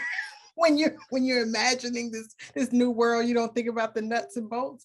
That has been really helpful to me. And then having a team of Black women that I meet with monthly to talk about the next goals and the process. And just this week, I was speaking with one of the members of the steering committee, and she was, giving me praise for something that I had done. And she was like, look at what you're doing. And I was like, it's not really me, it's we. Like, I don't see myself acting independent of the support that I'm getting from all of you. And so to that end, we are, sort of moving this network forward as a collective, and everybody is doing some individual part. And I never thought that the relationships that I built back in undergraduate would manifest or materialize in the way that they are now. But 3 of the 12 women on the group of my steering committee are my Bennett sisters, all with training in different backgrounds, social work, psychology, one is the chair of the English department at Winston-Salem State, and they bring to bear something unique to helping me think about the network. I have 4 Black mothers of disabled children and young adults on the committee, women I've met along the way. One was a mentor to me because her son is 4 years older than Jabril. And so she was a guide through my process of moving him through each of the stages of his education. And she continues to be a support person to me. Others I met when I was on fellowship at UNC Chapel Hill. And then others are members of my community. Letha and I are members of the same faith tradition and have been sister friends for as long as I've been in North Carolina. And so there are so many people that so many women in particular that I can count as being responsible for helping to bring this thing to fruition. And I'm most grateful for the gathering that they have done and continue to do. No, I mean, it's just, in terms of like process, I just think it's so important to think about in real terms how long it takes to realize things like this, right? Because ultimately there's going to be a book that comes out of this too. We don't have to talk about that, but that's going to be a thing. See what I mean? This is an example. But because if we shift in trajectories, you may as well go ahead and get your full professorship out of that and keep it moving. But no, I think it's really important to think about, as much as I was like, you crazy for going back to get a whole new degree, I do, when I think about it in terms of what it means to need time to engage intellectually in the field, not just as an individual, but with other people who are reading and thinking with it, and to think about what's available and what's not available, and then the specificities of what's not available to Black people living with disabilities. Because I know part of even some of your thinking came from what your oldest son, who was able to attend a predominantly white college that had a particular program for students to be able to, live independently and go through a somewhat typical collegiate experience that you knew was not available, not just at Black institutions, but was not even available in a way that thought about the particularities of his experience as a Black person, right? And so even in thinking about, even thinking beyond the network, I know one of your goals is to have one of these programs that think about Black people and disabilities at a Black institution. To think about, again, to think structurally through resources in community with other people, and to produce research that is grounded in those types of experiences, right? And so I think it's so important to think about how much time and effort and space is needed to be able to realize such things, and that stuff don't happen overnight. Yeah, and I'm working while I'm doing it. Yes. I haven't had a sabbatical. Yeah. So And I think that sometimes, especially now that the conference is near, I'm getting like all these requests for meetings and, folks wanting to talk. And I'm like, I got a whole job. I have 4 whole people who depend on me. And it's just one of me. But it's so necessary. And I think that the interest is an example of just how important establishing this network is. So I don't take it lightly, but it's a lot. And the idea of wanting to establish a post-secondary program at an HBCU is one that came from Jabril, not me. So putting that on my list of things to do because he felt like that was the missing piece to his college experience. He was like, I think if I were on the campus of North Carolina A&T, I might feel more part of the community than I do here at UNCG. And since I don't have that experience, you need to create it. So the other people was like, well, thank you, son, but that's a lot of work. He's like, you can do it, Mom. So that is also a goal. So we'll see what happens with that. So I wanted to ask maybe a slightly broader zoom out question. And I wanted to ask how in all of this are you thinking specifically about, because I know, you're thinking about freedom and liberation. And obviously, as formerly enslaved and formerly colonized people living under capitalism, right, our sort of material economic conditions are always a part of that conversation. And so I wanted to ask, as you are developing the network and thinking through the intellectual project of thinking about Black people living with disabilities, how are you thinking about forms of economic democracy or socialism or other? How are you thinking about structures beyond the sort of immediate needs that need to be met for people with disabilities in relationship to the sort of societal issues around sort of economic inequality and disparities? That's the part that's tough. And one of the things that has come up a lot lately, because Jabril is now out of school and wanting to be employed. And I didn't realize how much employment was connected to the way he sees himself, and so that idea of labor and but it's not about employment though, because we talked about it. It's about I'm just saying it's not about employment for him. It's about his ability to take care of himself. And I think that that's something that we all want to do, like, not necessarily. I don't think he sees taking care of himself connected to working, like, of course, because we need money to take care of ourselves. But in my estimate, I'm like, I don't think that should be your concern. I think that the society should provide those social benefits to you based upon your needs, right? Like, period. And I don't think that that should be a part of the way he defines his value.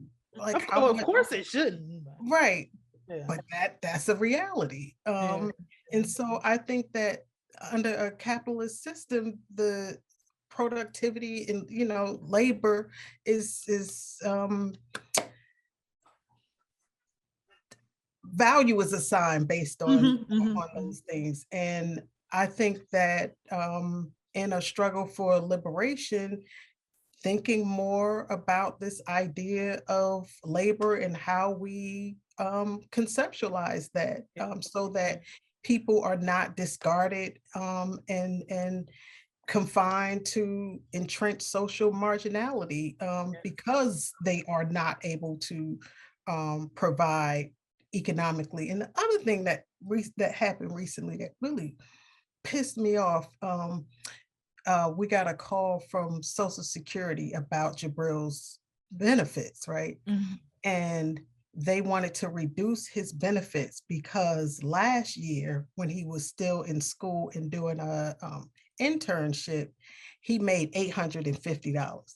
$850. So they wanted to reduce his payments over the next 9 months based on that $850. Now I'm already, helping to compensate for his rent because he doesn't get enough in the Social Security benefits. Yeah. And the person, after I finished lecturing him on just how unjust the system is, he was like, man, I get what you're saying, but I have no control over that. I'm just telling you why they're doing this. And it's only going to get worse when your son starts to work. So once he is employed, they're going to reduce his benefits by the amount of money that he makes, which means that you basically keep people who are disabled in perpetual poverty, and unable to move out of that position, and they're penalized for it. Yep. And I'm just like, this is ridiculous. So I have a critique of the way the economic structure operates here in the United States. I don't have a well fleshed out way that it should be done, but I do think that people with disabilities should not be seen as appendages and non-active members of this struggle for liberation, and that they should be at the center of the programs that we design that factor in their needs and their abilities. I believe in our last conversation that Sharice was a part of, she brought up the mantra, from each according to their abilities, to each according to their needs. And I think that if you lead with something like that, with that ethos at the center, then we can create more just economic structures that keep in mind where people are in terms of how they can contribute. And I think that collectively we should feel a desire to want to provide for one another, like to meet all of those basic needs. And right now that is certainly not happening, especially for Black disabled people. I can't say anything other than it's fucked up. No, but it really is. Layla, I was hot when this man was telling me, like, yeah, not only that, when he gets this job, we're gonna further reduce his benefits. And and I'm like, and for me, like most parents of children with or adults with intellectual disabilities, we think about what's going to happen to them when we're not here anymore. And that's a stressor on me, to have to think about, 10, 20, 30 years down the line, how is my son going to be able to live a self-determined, fulfilled life, and I'm not here to ensure that those things happen. So we have so much work to do to disrupt these systems that are supposedly designed to support them. Yeah. And so one of your preliminary answers to that is this network, right? And when I say answer to that, I mean, because I know, I think it's important to, you said, you have critique, but not necessarily a fleshed out response. And that's not something that we do as individuals. That's something we do in community. And that's why, the research is necessary. And that's why the different ways of thinking about how people at various levels of this. And when I say various levels, I mean people actually themselves living with disabilities, and then the people who are removed from it but related to it because of their relationship to people with disabilities, right? So for my last question, I wanted you to tell us about the conference specifically, exactly, how to register, where it will be, what kind of support is available, because I know you've been able to secure support to figure out how to ensure that some people who may not have the financial means to attend are able to do so. So can you give us that information? Yes. So this is the postcard I've been hanging up in our community all around. Which we'll link in the show notes too. Thank you. So the conference, which the theme for the conference is exploring the intersections of race and disability. The date is April 29th and April 30th. It's a 2-day long conference beginning on that Friday, April 29th, starting at 3 p.m. Through 7 p.m. that evening. And we have our keynote speaker that evening, who will be Brittany Wilson. She is an associate professor of law at New York Law School and the founding director of the new Civil Rights and Disability Justice Clinic, which is amazing, at New York Law School. Brittany Wilson was born with cerebral palsy and has written extensively about her experience of being disabled and a Black woman. She's written for a variety of outlets, including The Nation magazine, American Life, Color Lines, and the Huffington Post. She's testified before the United Nations on the rights of persons with disabilities, and she is on fire for the work that she's doing with her clinic at New York Law School, and excited about the work that we're going to do with the establishment of the North Carolina Black Disabilities Network. So on that Friday, people will, registration opens and we will have the keynote address, and there will be opportunities for people to network and, meet one another. And then on that Saturday, beginning at 8 a.m. all the way through 3 p.m., we will have a total of 6 sessions, 2 general sessions and 4 concurrent sessions. The opening session will be Black Parents Matter. It's all sessions will be panel sessions, and this opening session will be a group of Black parents talking about their experience of navigating disability services through this lens of race and disability. And the second general session will be young adults who are college students or recent college graduates talking about their experience of attending college as disabled students. And I'm proud to say my son Jabril will be on that panel. And on both of those panels, you will be moderating. So I'm excited about that too.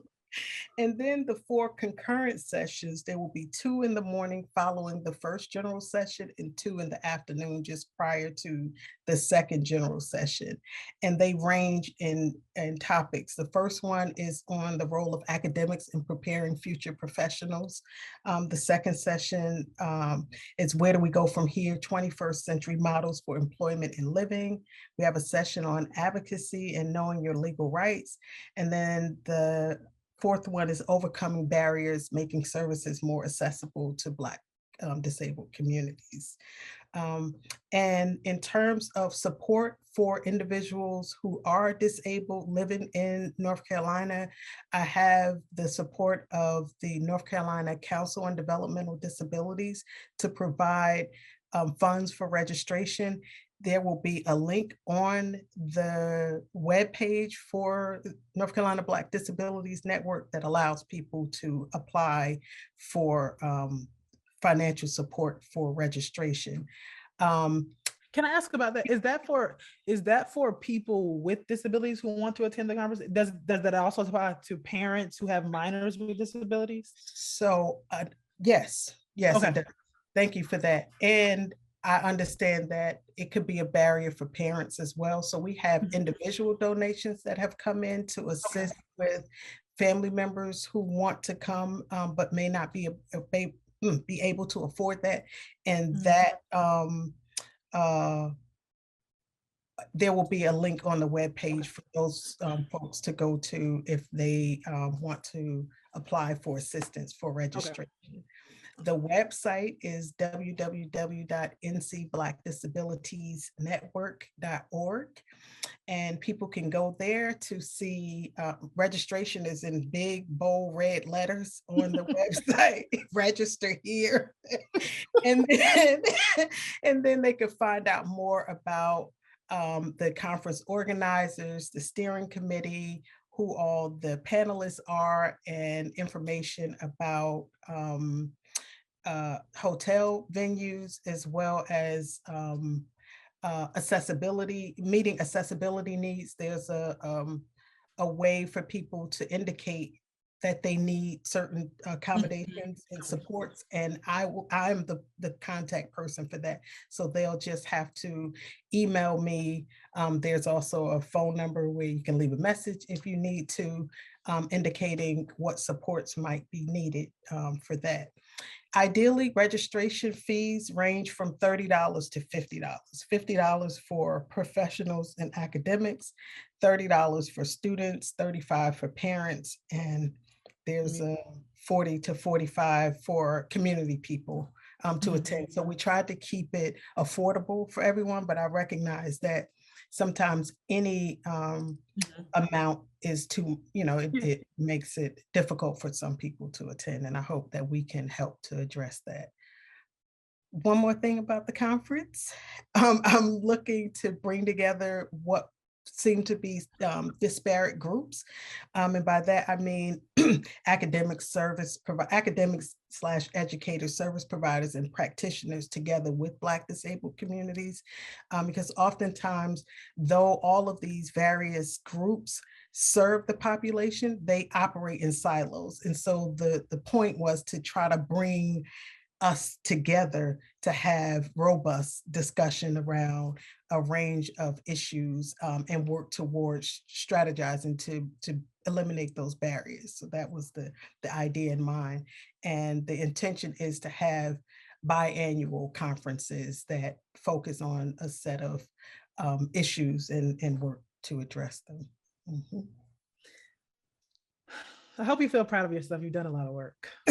And it's hard to feel proud right now when it's in process, but I am excited for what's to come. That's what I'm excited about. And I'm thankful for all the folks who have helped to bring this about. Yes. Well, we will be there. Sharice and I both. We will be there. I'm looking forward to it. And like I said, we will link all the details in the show notes. And I just want to say thank you. Thank you for being here. Thank you for being you. And I mean, obviously you and I are always in conversation, but I'm sure that there will be some point in the future, maybe a post conference reflection. We'll be able to have you back and think about some of the things that came out of it and maybe some of the new questions that arise because of what happened. Yeah. We are looking forward to it and hope that some of our audience members will be able to take advantage of the space you've created.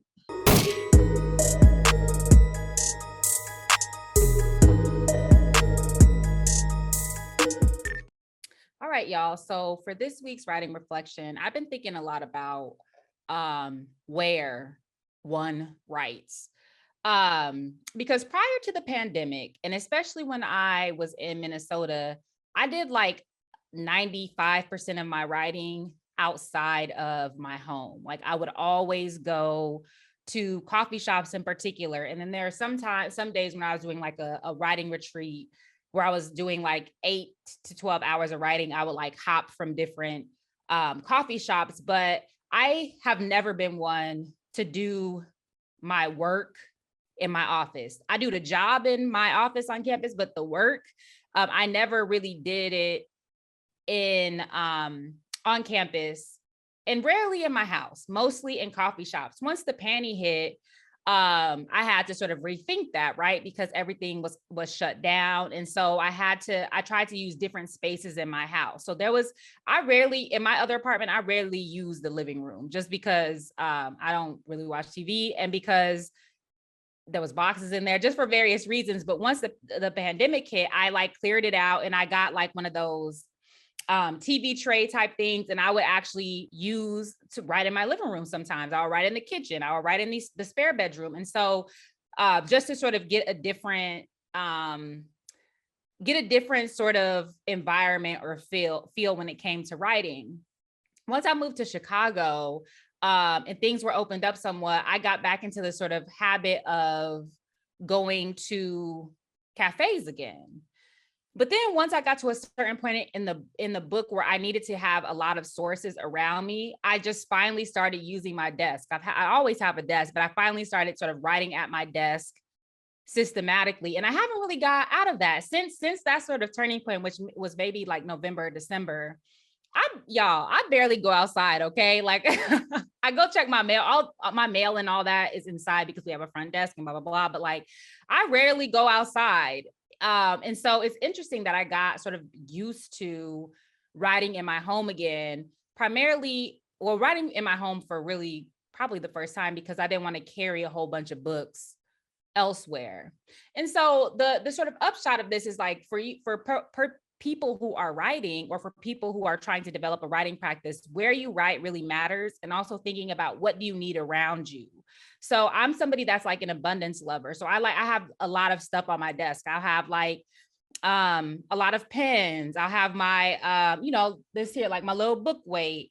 I have, tissue and a bunch of stuff. Other people need complete space around them, right? You might need something that's more empty and more sparse because that makes you feel like you have a little bit more room, literally in terms of thinking and in terms of spatially. Are you somebody that needs to work with others, right? And so if you're somebody that likes to work collectively, like where are those collective spaces that you can write? Do you write alone? Do you like a lot of light, right? If you're somebody that likes a lot of light when you write, that might dictate and determine what type of desk you get or also where in your home or where in the world you might write. All of these things matter, right? Because especially if you have an adversarial or a hostile relationship with writing, making sure your space is comfortable is going to be really important. If your writing space is a space you want to go to, even if you don't want to go there and write, if you want to go to it, it's going to lessen the resistance, right? It's going to make it more convenient to go and write. And so I've just been thinking about that more lately. A modification that I did make to my in-home writing space was that I always have stacks of books. And so I would have stacks of books on my desk and it was just making me feel too enclosed. And so I pulled up a card table and set all of my books on my card table. And so it just gave me more room on my actual desk, but still having my books like within arm's reach. And so all of those little things matter, y'all. So if you're trying to, if you're thinking about your writing practice, if you're trying to get into a routine, take some time to really consider where it is that you like to write and how it is that, what are the types of spaces in which you're most productive. So that is my writing reflection for today.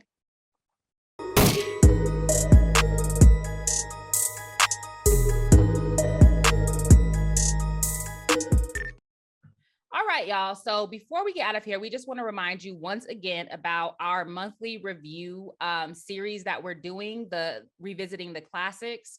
And this Sunday, y'all, March 13th at 11 a.m. Eastern time, we will be discussing Kwame Nkrumah's Conscientism. So it's your girl, Reese F. and Layla. We'll be pulling out the major themes of the text, and then we'll be doing a modeling like work study, right? What does it mean to actually read and study collectively? And then we'll have some time for discussion. So you can sign up. I pulled this up so you can see the page. You can click on this link here, register, boop, and go and register. And we hope you all will join us. We hope to see you there. We can't wait. We're looking forward to diving deep into conscientism and tap in. And that's our show for this Friday evening. You could have been anywhere in the world, but you chose to be here with us. So thanks for tuning in. I'm Dr. Layla Brown here with my girl, Dr. CBS.